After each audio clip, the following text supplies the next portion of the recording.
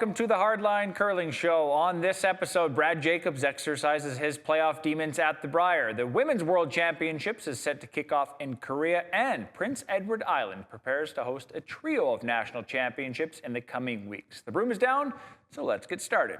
When Brad Jacobs won his first Brier title in 2013, he appeared poised to become the king of Canadian curling for years to come. And while he followed it up by winning Olympic gold the following year in Sochi, further success at the national championship proved elusive. He came close, losing in the final in 2015 and finishing third on two other occasions. But as time went on, it began to look like he may never get back to the top of the mountain. So prior to this season, Jacobs assembled an all-star squad featuring third Mark Kennedy, second Brett Gallant, and lead Ben Hebert, a trio of players with 11 Brier titles between them, with the express goal of winning the national championship. And the master plan paid off in Kelowna last weekend. Team Jacobs arrived in BC as the #2 team in Canada thanks to their impressive body of work this season. And they kept it rolling as the week began, posting a flawless 8-0 record to finish first in Pool B. But the championship quest took a big hit in the 1-2 qualifier as the latest chapter in the Battle of the Brads saw Brad Gushue come out on top 7-4, extending Jacobs' dubious streak to 10 straight Brier playoff losses. But winning your pool has its benefits, as it meant Jacobs would get a second chance to advance in a 3-4 against Nova Scotia's Owen Purcell, the lone Brier rookie to make the playoff round. And the veteran took care of business, defeating Purcell 10-6 to earn a spot in the 3-4 page playoff. There, he faced Manitoba's Reid Carruthers, who had just barely squeaked into the playoffs on a head-to-head tiebreaker before beating Saskatchewan's Mike McEwen in the other 3-4 qualifier. While Jacobs made it tougher than he should have on himself, giving up a steal of 2 in the 9th. Then to allow Carruthers to tie the game, he came through in the 10th, scoring a single with hammer to win 6-5. Meanwhile, in the 1-2 page playoff, it was Brad Gushue taking on the #1 team in the country, skipped by Matt Dunstone in a rematch of the final draw in pool play, where Dunstone had beaten Gushue to claim this top spot in Pool A. And once again, it was Dunstone coming out on top, stealing a point in the 10th to seal a 7-4 victory and booking his spot in the championship game. That meant the Brads would battle yet again, this time with no second chance awaiting the loser. And they delivered an absolute classic of a semifinal that came right down to the final shot. Gushue with the hammer and a chance to win, but his final draw was just off the mark, giving Jacobs a steal of 1 and a 7-5 victory. So fittingly, the top 2 teams in the country were left to duke it out for the title. The final starting out slowly as Jacobs and Dunstone would blank the first 4 ends before Dunstone finally opened the scoring with a deuce in the 5th end. Jacobs held to just 1 in the 6th end, but he would follow that with a steal in 7 to tie things up after another blank. Dunstone forced to settle for a single in the 9th, taking a 3-2 lead, but giving up hammer.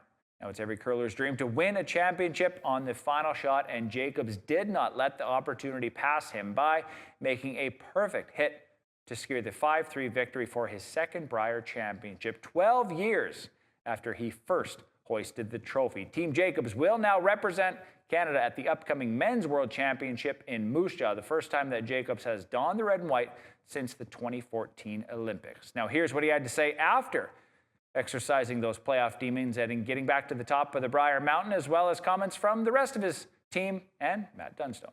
Frustrating couple of shots there. Yeah, in 7 there, thought we hit it as good as we could have. Shot that wasn't there. Gave up a cheap steal, and momentum swung a little bit from there, and down the stretch they just placed rocks better than us. You're approaching 10, Matt. What were you hoping for? Just get a lot of play around the center. We had that. Just tried to bunch up that button as best we could. Try to make his deuce tough, get a force, go to the extra. Is it too soon to ask about the takeaways from this event and what it does for you going forward? Yeah, I think so. Just completely heartbroken for my team. I wasn't good enough for them down the stretch, and I'm just heartbroken for them. But this is a really good group. You've been here before. You're going to be here again. You've got to think, how do you keep on pushing forward after a moment like this? The goal is winning. I think the dream overall is, just growing as a person, growing as a team. I think that's what this team tries to do. You know, sometimes winning's out of your control, and you know, all we're going to focus on is trying to grow as a team. Back on top, how does it feel? Unbelievable. I'm just, it's relieving. It's been too long since I've won this championship. I've only got 2 now, but I said earlier in the week that it would take a lot of pressure off the rest of my career. I hope that's the case. But, you know, we dug deep. We came through that 3-4 game, through that extra, you know, play-in game. And that was a long road. That was a tough grind. So I'm just so proud of the guys for playing the way that they did, hanging in there and grinding all week. You know that last shot was good, Brad, right away? I knew it was good when I let her go, buddy. That was pure. Great. You're the first team in Brier history to win 4 elimination games to win the title. Are we? Yeah. Well, I think that just goes to show the character of this team. You know, we have a never quit attitude. We know that we're going to fight all the way till the end, no matter what. Everybody's just been so positive, even throughout this long journey to get to the final and now win. And yeah, like I said, all the credit goes to my guys. I couldn't be more proud of them. I play for them, and it was so great to share in that celebration with my guys and see how thrilled they were to get this win today. It's been a long time since you've been Team Canada. You're Team Canada again. What does Crazy. that mean to you? It means everything. It means everything. I haven't thrown the maple leaf on my back since 2014. It's been like 12 years, right? 11, 12 years. So yeah, like I said, we're going to throw that maple leaf on our backs with pride, and we're going to do everything we can at the Worlds to fight for a world championship and bring one back to Canada. Can you take us through the 10th end and how the guys really set that up for you? The 10th end was unbelievable. My guys made everything. You know, I went back after we forced them in 9, and Paul said, "Okay, let's make 8 shots in a row and win the Brier." And that's exactly what we did. And I almost blew it on that line call on Mark's last, but boy, when we made that shot, I felt pretty confident that we might have something a little bit easier on our last, and we did. And we made it, and it was amazing. It's been a long time, like 5 years for me, 6 years for me. I've lost a couple finals since then, 3 finals, 21, 22, and 23 did I lose? So this is, yeah, amazing, and putting a lot of hard work and bringing Brad into the fold and heading back to my home province of Saskatchewan for the Worlds. Whew. Emotional. But, yeah, I mean, I'm not getting any younger, so you never know how many of these you got left. I'm going to stop crying, but I'm stoked. I'm so stoked. And to do it with these guys, it means a lot. What was the difference out there tonight, man? Patience. You know, they played a hell of a game. They could have easily won that game. They had a good week. I saw Colton and Matt were, you know, playing with a lot of confidence. And them starting with Hammer, it was tough the rest of the way. I know the crowd was yelling boring, but there's like 3 and 4 doubles every game, every end. So it's like, we're trying to throw guards here. But, yeah, just his miss in 9. When he flashed his first one to give us the force, I think that was a big momentum swing. If he makes his first one, we're going to have a tough time getting the blank, and then, you know, tables could have turned. But I thought when he missed his first one in 9, I think the blue side over here, these blue jerseys were feeling pretty confident going to 10 that we'd be able to muster a deuce. They played pretty defensive, but it was a smart game plan by them. I think that's how they knew that they were going to beat us, and they almost did.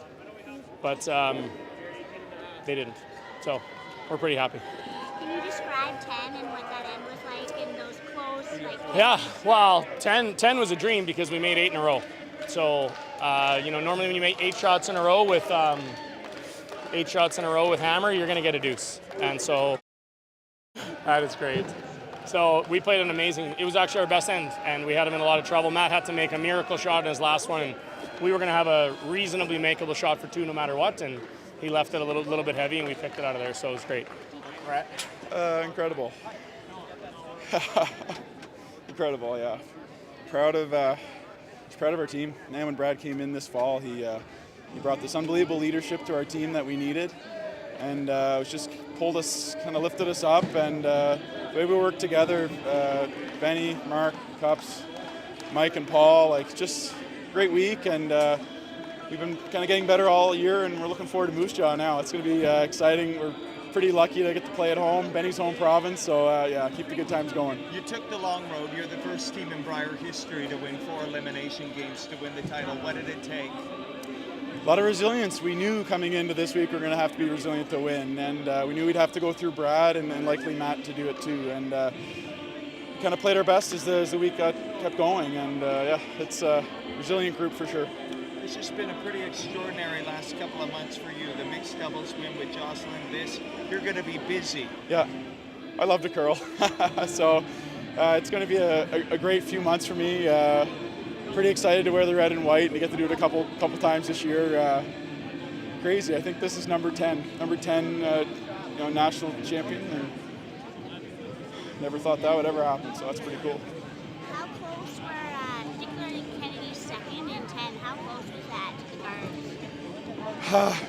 Yeah, there was no space. I don't think there was any space. We knew we had to play to win. So we weren't playing safe. We played to win. And Cups made an incredible line call. We had to get it curling, and then Benny saved it there to get by the guard. It was it might have been the shot that won it for us. A lot. Yeah, it's hard. It's hard to win. It's grind to get back there, and it just means everything. We've worked so hard, and just so excited to have the opportunity today. And those were 2 wild curling games, and obviously anybody could have won either one of those games. So feel pretty fortunate to have won, but yeah, just grateful to win with those guys. We had a long, hard week, and it's just really, really hard to win these events. So you just enjoy every minute of it. Yeah, you had to win 4 of them. Yeah. And they were nervy ones. Yeah. So what is it about this team that was able to endure all of that and come out on top? Oh, we just talk about trying to be professional, trying to stay calm, trying to do our job. Don't get caught up in the moment or how big the event is. Just keep making shots, keep doing our thing, and try to give Brad a chance to win the game for us. And he was an absolute animal all week and has been all year. And that was the reason we brought him on. And I couldn't be happier to have him as a teammate. And we all did so well, and it just feels so good. Your shot in 10, your second shot? Yeah. I don't know if you've talked about that yet, but can you? I was pretty tight to the guard. I think if we wreck on that, it's a different story. But yeah, good line call. For me, I felt really calm today, just in the hack, trying to focus on getting the line and weight right and not worrying too much about, listen, you get a little bit older and it comes with a little bit more wisdom and a little more relaxed out there. It's not life or death if we lose. I think that has a big impact on the ability to make some big shots in big moments. What does it mean to wear the maple leaf again now? Yeah, it's been a while. Yeah, it means a lot. I think the last time I went to Worlds was a little easier than it is this time. It's going to be hard, but yeah, it's going to be unbelievable. Can't wait. And to do it again with Brad, what does that mean? I've never done it with Brad. Oh, With Ben? yeah. With Ben, With Ben. first time with Brett and Brad. You know what?